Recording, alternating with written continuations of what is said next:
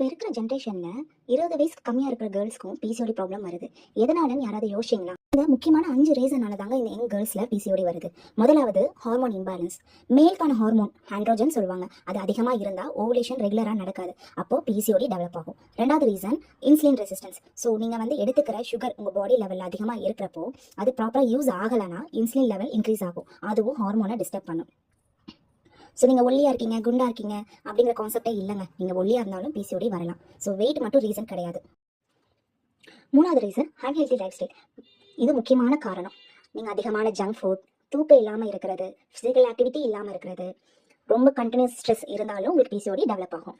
நாலாவது விஷயம் early puberty and screen exposure.